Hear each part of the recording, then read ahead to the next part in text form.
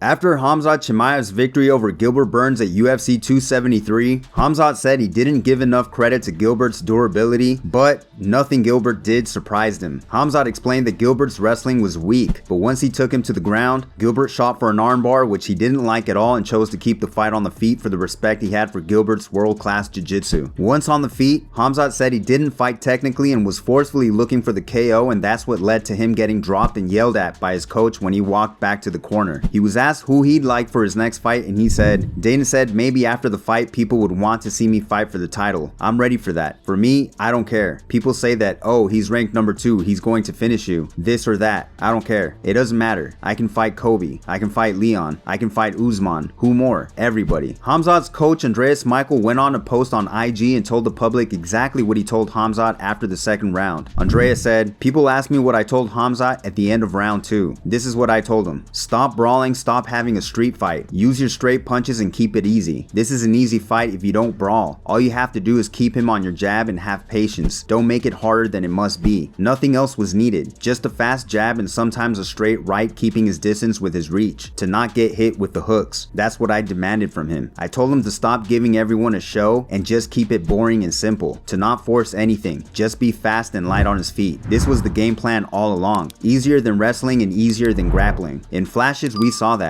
Gilbert, with all respect, is a tough, gritty, brave warrior. All the love and respect to him. These guys gave a show to the public. But as a coach, I don't care about the public. I care about the easiest way to the win with minimum damage. That's my number one job, to protect the fighter. Everyone talks about the hype train is over. How many fighters in the beginning of their careers, not even against top-ranked opponents, had absolute lackluster performances in their career? Shall I rack them up? Champions, legends, list goes on. This means nothing. My opinion about this is that Khamzat was at 40% last night because he went in with the mindset that he wanted to knock him out and show everyone. Who cares about everyone? People only support and love you when you're winning, so the only goal is the win. But like a warrior, he wanted a war. I was very upset because I believe and know what he can do. You haven't even seen that yet. It's scary. Listening is a learning curve. People are gonna underestimate us now. Big mistake. Be my guest. After the post, he went on to explain Khamzat's cut he received under his eye. He said, 3 weeks before the fight, we received the cut that reopened in the fight. The cut came from a finger in the eye. PI fixed a nurse to stitch. 6 stitches that evening. Damage was done 3 weeks prior. Darren Till was interviewed right after and said, "Brilliant fight of the night. This is what Khamzat needed. He needed someone like Gilbert Burns, who in my opinion is one of the toughest motherfuckers out there. Gilbert brought it. He was a smaller man. It was a great fight. I thought Khamzat won rounds 1 and 3. He needed that. That's how you grow from these things." Aljamain Sterling said he removed all doubt after his victory over Petr Yan. After the fight, he called out ex-bantamweight champ TJ Dillashaw and said it was personal for the constant criticism he received from TJ. He said, "The guy's just been non-stop talking about me, talking about my heart and the spirit of a fighter. The spirit of a fighter is someone who's never going to give up. If you ask me, and I think I showed that this time, I think I showed that even on my worst night, which was my first performance against Yan, that was a shell of myself, and he couldn't get me out of there that night, and he wasn't going to get me out of there this night either. I showed what I'm capable of and where my mental fortitude is at. You're going to need a lot more than that to break me and make me quit in there. So I don't know if that's what he's thinking. I don't know. If anyone's mentally weak, it's that guy. The guy needed steroids and performance enhancing drugs to catapult his career, to even win as many fights as he did in the UFC. So his whole UFC tenure is tainted. So I can't wait to punch him in the face. That would be somebody I would enjoy punching. He's got good skill, but the guy's a cheat. He's dirty, and I'd like an opportunity to slap him up, and we can figure out who's number 1 again." TJ responded, "Thanks for the call, my little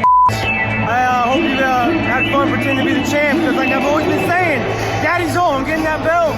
Easy money." Henry Cejudo recently tweeted that he was back in the USADA pool, meaning that he would officially be ready for a fight if he and the UFC came to an agreement. Henry said, "No cringe, just straight talk. I've entered the USADA pool. I know I could beat Alexander Volkanovski. I want to become the first 3-division champion in UFC history. Or he could shut up the cringe. It would be a treat for fans. Either way, the king is back." Aljamain was asked about the possibility of Henry coming back, and he said, "I would love that. Henry's a tough competitor. He's a gamer. When the tough gets going, he has that grit. He'll bite down on his mouthpiece, and he'll throw some leather. I feel like that would be the toughest matchup for me because he's actually a really good wrestler, so we'd have to figure it out on the feet. And I think my length would be a problem for him because I could spam those front kicks up the middle all night. But if the Muppet wants to come back and Triple C wants to get demoted to Double C, we can do that. So, Henry Cejudo, get back in that USADA pool and we can talk."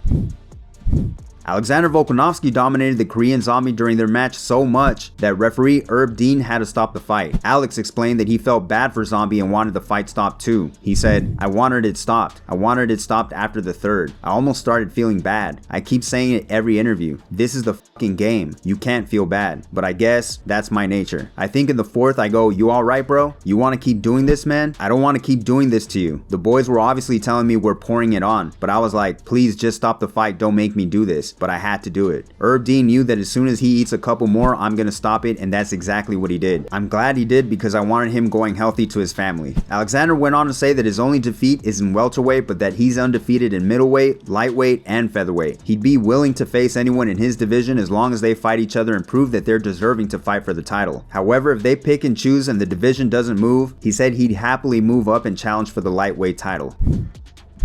And finally, Zhang Weili vs. Joanna Jedrzejczy 2 has been announced for UFC 275 on June 11th. As always guys, if you liked the video, make sure to hit that like button for me. If you're new, subscribe and hit that notification bell to stay up to date. Thanks for watching.